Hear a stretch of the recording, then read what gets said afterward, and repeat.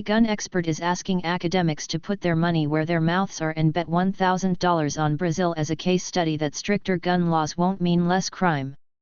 No one has taken him up on the bet yet, but some have hit back by calling the challenge a stunt and saying they will put cash up if the terms meet their requirements. Brazil took a hard turn away from gun ownership with a new left-wing presidential administration this year, sparking a debate on whether Brazil's falling crime rate would increase or continue to fall as it did under former President Jair Bolsonaro.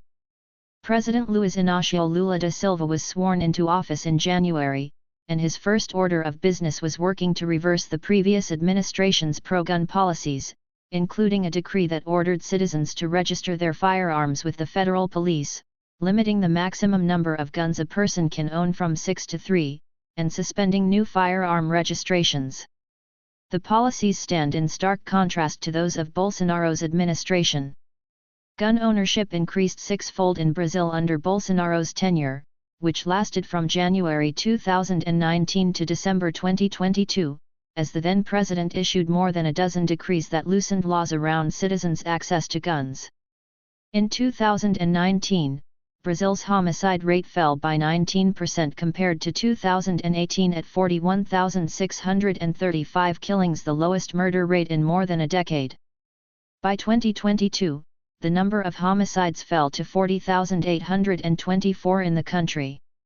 In December, Johns Hopkins University professor Dan Webster said in an article published in the Washington Post that in Brazil, every 1% increase in firearm ownership is associated with a 0.6% increase in overall homicide rates.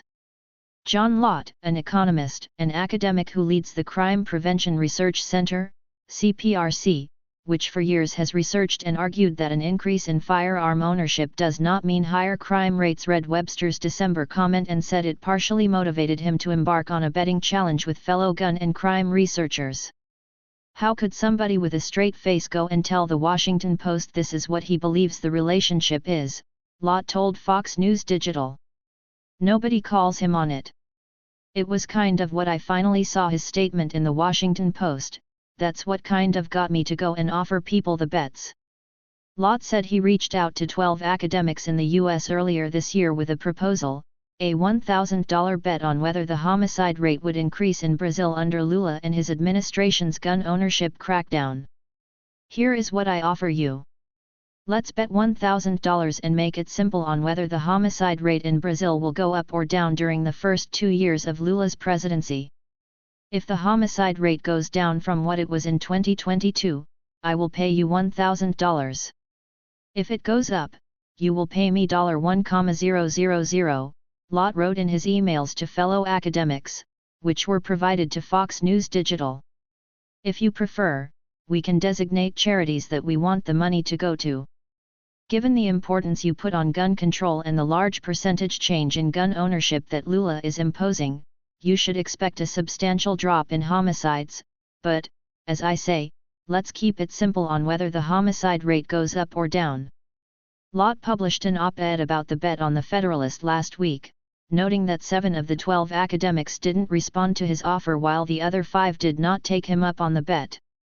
These academics have no problem confidently making predictions for the press or legislative committees about the future effects of gun control laws. But they aren't willing to put their money where their mouths are in a way that would make people remember their bad predictions.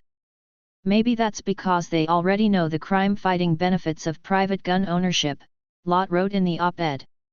Lott provided Fox News Digital with his correspondence with academics, including Duke University professor Phil Cook, for example, who told Lott, "I like the idea of a bet, but am not going to take this one, since I have no confidence that guns and ammo will actually become scarcer in the neighborhoods with high rates of violence." Indiana University's Paul Helmke told Lott that he's not in the practice of making bets, and while it sounds like some interesting developments in Brazil, Helmke said he is not familiar enough with the country's data collections and crime issues. Lott cited Webster's comment to the Washington Post in his op-ed, noting that under the Johns Hopkins University professor's prediction, there should have been a 360% increase in homicides in Brazil based on the 600% increase in gun ownership.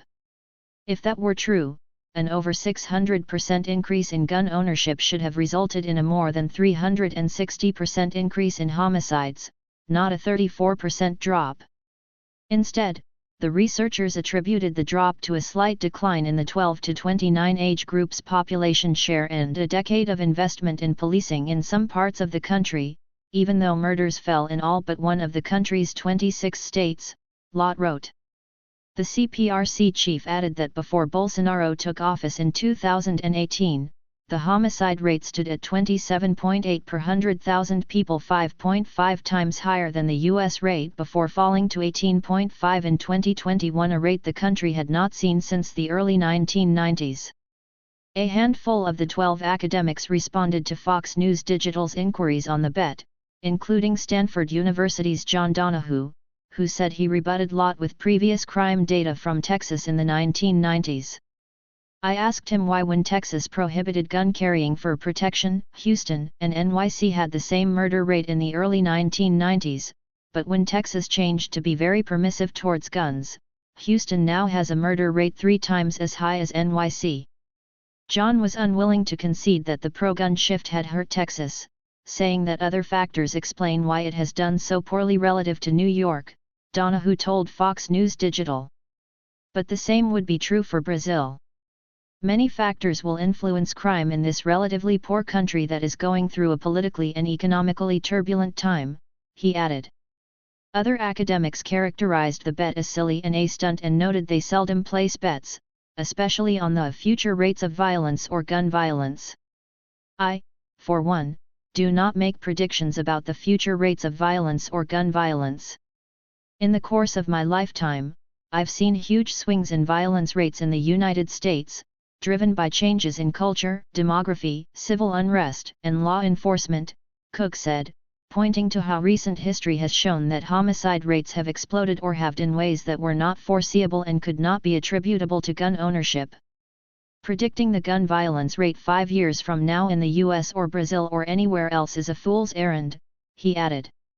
University of California, Davis, Professor Garen Wintemute told Fox News Digital that not taking the bet was not about Brazil, and he included a link to a 2022 New Yorker piece on Lott and conservatives' support of the Second Amendment.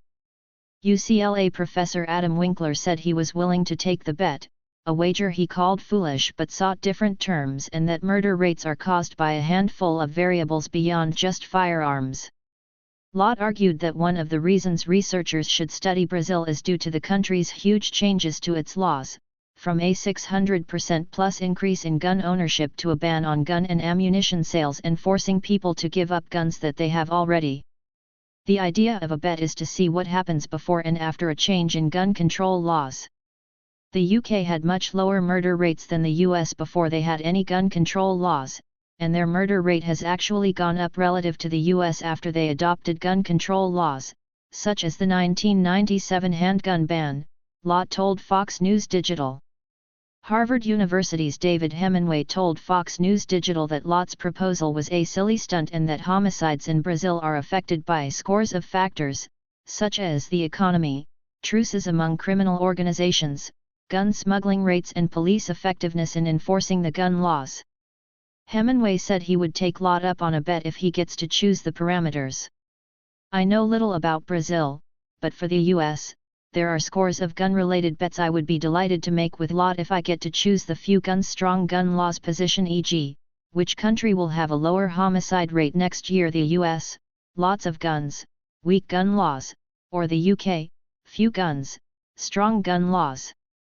Or which state will have lower homicide and / or suicide rates next year, Massachusetts, few guns, strong gun laws, or Arizona, many guns, weak gun laws. Hemingway wrote in an email. 4 academics to whom Lott reached out did not respond to Fox News Digital's request for comment on the bet, including George Mason University's Chris Koper, Boston University's Mark Siegel, Rand Corporation's Andrew Morale and the University of Chicago's Jens Ludwig. University of California, Berkeley's Franklin Zimring told Fox he never received Lott's emailed proposal despite Fox reviewing such emails to the professor. If the bet is so silly, why has the media had all these news stories? both when Bolsonaro had huge changes in the policy and when Lulu has changed it back? And why do these guys, like Webster, make the comments that they do? They make predictions. They have no problem making predictions, Lott said.